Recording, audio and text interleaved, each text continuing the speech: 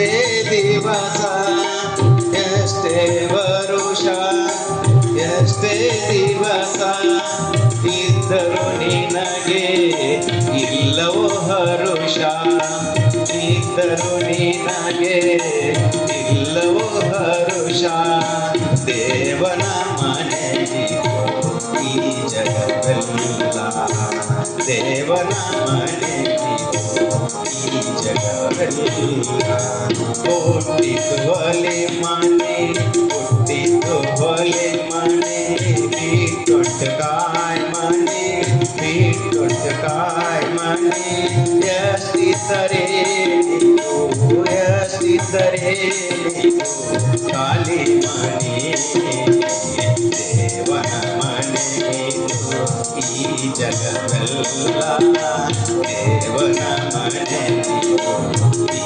ಜಗವೆಲ್ಲ ದೇವನ ಮನೆ ಈ ಜಗವೆಲ್ಲ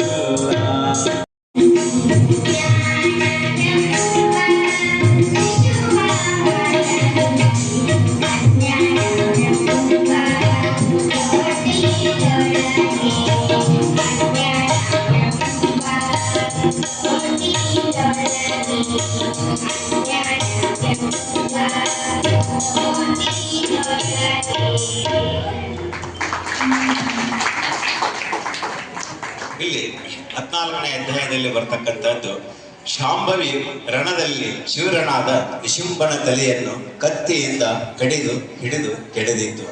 ಇಲ್ಲಿ ಶಾಂಭವಿಯು ಇಲ್ಲಿ ನಿಶುಂಭ ಅಂತಂದ್ರೆ ಶರೀರಾದಿಗಳು ನನ್ನವು ಎಂಬ ದುರಭಿಮಾನವುಳ್ಳವನೇ ನಿಶುಂಭ. ಈ ಶರೀರ ಎಲ್ಲವೂ ನನ್ನದು ಅಂತಕ್ಕಂಥ ಅಹಂಕಾರದಿಂದ ಮೆರೆತಕ್ಕಂಥವನೇ ನಿಶುಂಭ ಅಂತ. ಮಮಕಾರದಿಂದ ಮಿಕ್ಕಿನ ಬಂಧು ಉಂಟೆ ಎಂಬುವಂತೆ ನನ್ನದು ಎನ್ನುವುದಕ್ಕಿಂತ ಹೆಚ್ಚಿನದು ಬಂಧನದು ಯಾವುದೂ ಇಲ್ಲ.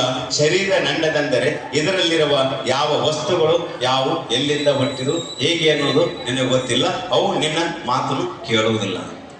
ಶರೀರ ಇರ್ತಕ್ಕಂಥದ್ದು ಇದು ದೇವನ ಮನೆ, ಈ ಜಗವೆಲ್ಲ ಬಾಡಗಿದಾರರು ನಾವುಗಳೆಲ್ಲ ಎನ್ನುವ ಹಾಗೆ ಈ ಶರೀರ ಅಂತಕ್ಕಂಥದ್ದು ಪರಮಾತ್ಮ ಕೊಟ್ಟಿದ್ದು. ಅಲ್ಲಿ ಇರ್ತಕ್ಕಂಥ ಆತ್ಮ ಪರಮಾತ್ಮ, ನಾವು ಕೇವಲ ನಿಮಿತ್ತಕರ ಮಾತ್ರ ಅಂತಕ್ಕಂಥದ್ದನ್ನ ಹೇಳ್ತಾರೆ.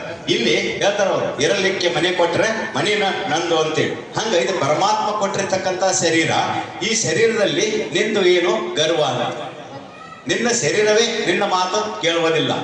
ಹಸಿವಾದಾಗ ಕೈ ಚಾಸ್ತೈತಿ, ತಪ್ಪು ಮಾಡಿದಾಗ ಕಾಲು ತೆಗಿತೈತಿ, ತಿನ್ನಬೇಕನ್ನಿಸ್ದಾಗ ರುಚಿ ಕೇಳ್ತೈತಿ. ನಿನ್ನ ಶರೀರವೇ ನಿನ್ನ ಮಾತು ಕೇಳುವುದಿಲ್ಲ, ಇನ್ನ ನಿನ್ನ ಶರೀರ ಎಲ್ಲಿ ಅಂತ. ಅದಕ್ಕೆ ಹೇಳ್ತಾರೆ, ಶರೀರಾದಿಗಳು ನನ್ನವೆಂಬ ದುರಭಿಮಾನ ಉಳ್ಳವನೇ ನಿಶುಂಭ. ನನ್ನದು ನನ್ನದು ನನ್ನದು ಅಂತ ಏನು ಬಡದಾಡ್ತೀಯಲ್ಲ, ಅದೇ ನಿನ್ನ ಶರೀರದ ಮೇಲೆ ಇಟ್ಟಿರ್ತಕ್ಕಂತಹ ನಿನ್ನ ದುರಭಿಮಾನ. ಅದಕ್ಕೆ ಶರೀರದ ಮೇಲೆ ಯಾಮವ ಅನ್ನೋದಕ್ಕೆ ಒಂದು ದೃಷ್ಟಾಂತ ಬರ್ತೈತಿ. ನಮಗೆ ಒಂದು ನಾಗಲಿಂಗ ಇಲ್ಲಿ ಮಠದೊಳಗೆ ಒಂದು ದೃಷ್ಟಾಂತ ಬರ್ತೈತಿ. ಅಂದ್ರೆ ಈ ಶರೀರ ನನ್ನದು, ನಾನು ಅಂತಕ್ಕಂಥದ್ದನ್ನ, ಈ ಶರೀರದ ಮೇಲಿನ ದುರಭಿಮಾನವನ್ನ ಹೆಂಗೆ ಕಳ್ಕೊಳ್ತಾರ ಅನ್ನೋದಕ್ಕೆ ನವಲಗುಂದ ನಾಗಲಿಂಗ ಮಠದೊಳಗೆ ಒಂದು ಪ್ರವಚನ ಇರ್ತೈತಿ. ಅಲ್ಲಿ ಒಂದು ಪವಾಡ ಮಾಡ್ತಾರಂತ. ಆ ನವಲಗುಂದ ನಾಗಲಿಂಗ ಮಠದೊಳಗ ಒಬ್ಬಕಿ ಹೆಣ್ಣುಮಗಳಿರ್ತಾಳ, ಸಮಗಾರ ಭೀಮವ್ವ ಅಂತ.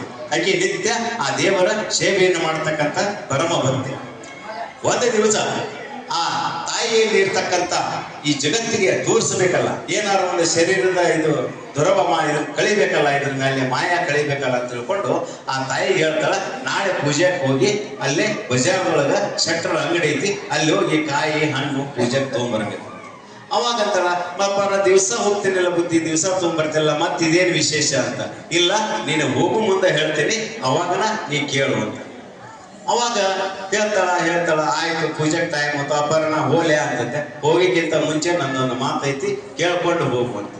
ಏನು ಅಂತ ಕೇಳ್ತಾರ, ನಿನ್ನ ಎಲ್ಲ ಬಟ್ಟೆಗಳನ್ನ ಬಿಚ್ಚಿ ನೀನು ಬೆತ್ತಲೆಯಾಗಿ ಹೋಗಬೇಕು ಅಂತ. ಅವಾಗ ಆಕೆಗೆ, ಏನಪ್ಪ ಇಷ್ಟು ದಿವಸ ನಿನ್ನ ಪೂಜೆ ಸೇವಾ ಮಾಡ್ತಿದ್ಯಾ, ಇಷ್ಟು ದಿವಸ ನಾನು ನಿನ್ನ ಮಠದ ಇದಾಗಿದ್ಯಾ, ಈಗ ನೀ ನನಗೆ ಇಂಥದ್ದು ಹೇಳಕತ್ತಿಯಲ್ಲ, ನಿನಗೆ ಚಂದ ಅನಿಸುತ್ತಾನ ಅಂತಲ್ಲ. ಇದು ಗುರುವಾಜ್ಞೆ ಅಂತ. ಆ ತಾಯಿ ಮತ್ತು ಗುರುವಿನ ಸೇವೆ ಮಾಡ್ತಿದ್ಲು. ಯಪ್ಪ ನೀನು ಇಚ್ಛೆ ಹೆಂಗೈತಿ ಹಂಗ ಅಂತೇಳಿ ಆ ಗುರುವಿಗೆ ನಮಸ್ಕಾರ ಮಾಡಿ ಬಜಾರ್ದಾಗ ಹೋಗ್ತಾ ಅಷ್ಟು ಪೂಜೆ ಸಾಮಾನು ತೊಗೊಂಡು ಹಿಂಗನ್ನೆಲ್ಲ ಚೆಂದ ಇಟ್ಕೊಂತ ಹೋದಾಕಿ ಮಠ ಬರೀ ತನಕ ಚೆಂದ ಎತ್ತಿಲ್ಲ. ಅವಾಗ ತೊಗೊಂಬಂದು ತಂದು ಇಡ್ತಾಳ. ಕೇಳ್ತಾರ, ತಂದೇನವ ತಂದೇನ್ರಿ ಅಪ್ಪಾರ ಅಂತ. ಏನ ಮಂದಿ ನೋಡಿದ್ರೆ ನಿನ್ನಂತಂದ್ರೆ ಇಲ್ಲ ನನಗೆ ಬಹಳ ಕೆಟ್ಟ ಅನ್ನಿಸ್ತಿ, ಎಲ್ಲರೂ ನನ್ನ ನೋಡಾಕತ್ತಿದ್ರು, ಬಹಳ ಇದು ಆಯಿತು ಅಂತ.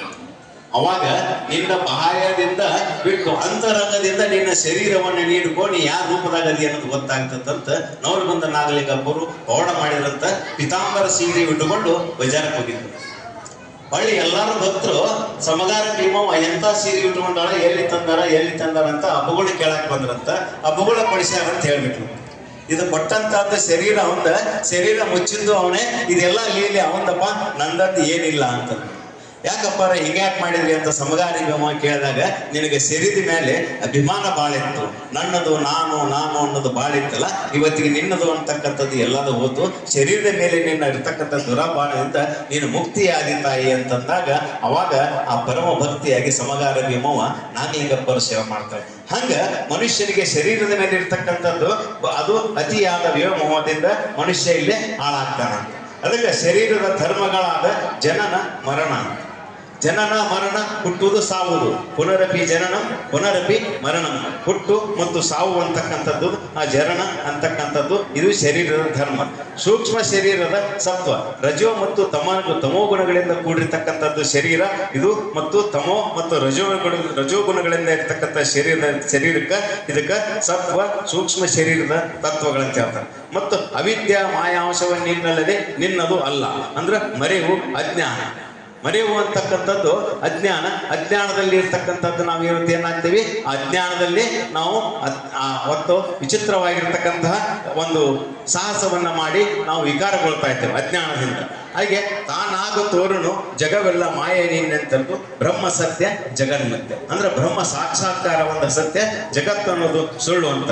ಸಚ್ಚಿದಾನಂದ ಸ್ವರೂಪ ಸದ್ಗುಣ ಕಾರ್ಯ ಆ ಭ್ರಾಂತಿಯಿಂದ ತೋರುವ ನನ್ನದೇ ಎನ್ನುವುದನ್ನು ಬಿಟ್ಟು ಸ್ಥೂಲಾದಿ ಶರೀರಗಳು ದೇವಿಯ ಸುಖಾಸನಿಗೆ ದೇವಿಯ ಒಂದು ಪಾದಕ್ಕೆ ಶರಣಾದಾಗ ಸತ್ ಚಿತ್ ಆನಂದ ಅಂತಕ್ಕಂಥದ್ದು ಬರ್ತೈತಿ. ಅಂದ್ರೆ ನನ್ನದು ಏನೂ ಇಲ್ಲ, ಎಲ್ಲದು ಈ ಶರೀರ ಪರಮಾತ್ಮನ ಕೊಟ್ಟಿರ್ತಕ್ಕಂಥ ಶರೀರ, ಇದು ದೇವರ ಕೊಟ್ಟಿರಂತ ಮನೆ, ದೇವನ ಮನೆ, ಈ ಜಗವೆಲ್ಲ ನಾವೆಲ್ಲ ಬಾಡಿಗೆದಾರರು ಅಂತಕ್ಕಂಥದ್ದನ್ನ ನಾವಿಲ್ಲಿ ಕಂಡುಕೊಳ್ಬೇಕು. ಅದಕ್ಕೆ ಯಾವ ಶರೀರವೂ ನಿನ್ನದಲ್ಲ, ಯಾವೂ ನಿನ್ನ ಅಸ್ತಿತ್ವದಿಲ್ಲ. ಅದಕ್ಕೆ ಹೇಳ್ತಾರ, ಜ್ಞಾನ ಒಂದೇ ಸಾಕೋ ಮುಕ್ತಿಗೆ, ಈ ಭವದಲ್ಲಿ ಬೇಡುವೆನು ಸುಗುಣರ ಸಂತತಿಯ. ಹಂಗ ಮನುಷ್ಯನಿಗೆ ಜ್ಞಾನ ಒಂದಿತ್ತಂದ್ರೆ ಯಾವುದು ಬೇಡ ಅಂತಕ್ಕಂಥದ್ದನ್ನ ನಾವಿಲ್ಲಿ ಹೇಳ್ತೇವೆ. ಅದ್ರಾಗ ಹೇಳ್ತಾರ ಅವರು, ಚಿತ್ತವಿಲ್ಲದ ಗುಡಿ ಸುತ್ತಿದಡ ಫಲವೇನು, ಗಾನಿಗನ ಎತ್ತು ನಗ ಹೊತ್ತು ತಾ ನಿತ್ಯ ಸುತ್ತಿ ಬಂದಂತೆ ಸರ್ವಜ್ಞ. ಹಂಗ ಮನುಷ್ಯನಲ್ಲಿ ಇರಬೇಕು ಏನಂತ ಒಂದು ಒಳ್ಳೆಯ ಜ್ಞಾನ ಮತ್ತು ಜ್ಞಾನಕ್ಕೆ ಸಂಬಂಧಪಟ್ಟಂತ ಚಿತ್ ಆನಂದ ಸಚ್ಚಿದಾನಂದ ಹೇಳ್ತಾರೆ. ಹಂಗ ಹುಟ್ಟಿ ಸಾಯುವುದೇ ಯಾಕೋ ಅಂತ ಹೇಳ್ತಾರಲ್ಲ, ಹಂಗೆ ಮನುಷ್ಯ ಧ್ಯಾನ ಮತ್ತು ಚಿಂತನೆಗೆ ನಾವಿಲ್ಲಿ ಆದ್ಯತೆಯನ್ನು ಪಡಬೇಕಾಗಿದೆ. ಧ್ಯಾನ ಮತ್ತು ಚಿಂತನೆ, ಧ್ಯಾನ ಮಾಡಬೇಕು ಮತ್ತು ಪರಮಾತ್ಮನ ಚಿಂತನೆಯನ್ನು ಮಾಡಬೇಕು. ಅದಕ್ಕೆ ದೇವನ ಮನೆ ಈ ಜಗವೆಲ್ಲ ಅನ್ಲಿಕ್ಕೆ ಒಂದೆರಡು ಪದ್ಯದೊಳಗ ಇಲ್ಲಿ ಗುರುಗಳ ಒಂದೆರಡು ಪದ್ಯದೊಳಗ ಆ ದೇವನ ಮನೆ ಈ ಜಗವೆಲ್ಲ